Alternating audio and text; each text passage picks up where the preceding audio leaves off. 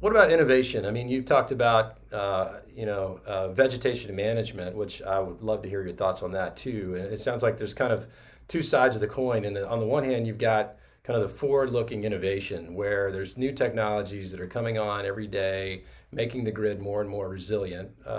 Also, sometimes having additional challenges with them in terms of keeping the grid resilient. And that's just kind of part of the challenge with innovation, right? Is making sure that you balance those kind of cost benefits. So talk about where you see the innovation going, what role that plays, and then bring it down home to kind of the vegetation management, which is kind of like a very sort of rudimentary natural thing to do, probably low cost, not very exciting, but I bet has a big impact.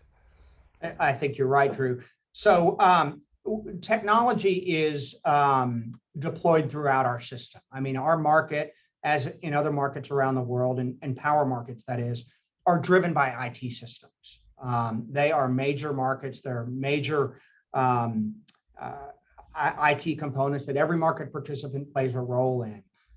When you get to other technologies, these are new technologies that are put on the power system to allow additional energy to flow across a line, or different conductors that allow more power to flow across lines.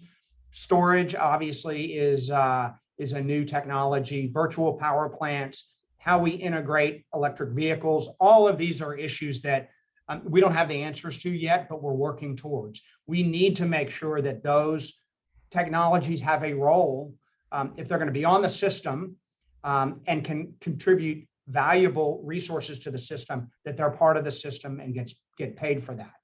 As it applies to vegetation management, it's my experience that using satellite data, LiDAR data, using computers and predictive analysis, we can come to better uses of resources, go specifically look at areas of the transmission system and distribution system that need to have vegetation cut, rather than on 4-year cycles or 5-year cycles when they become a problem or before they become a problem.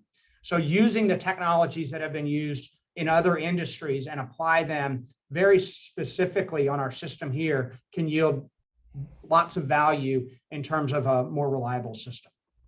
Yeah.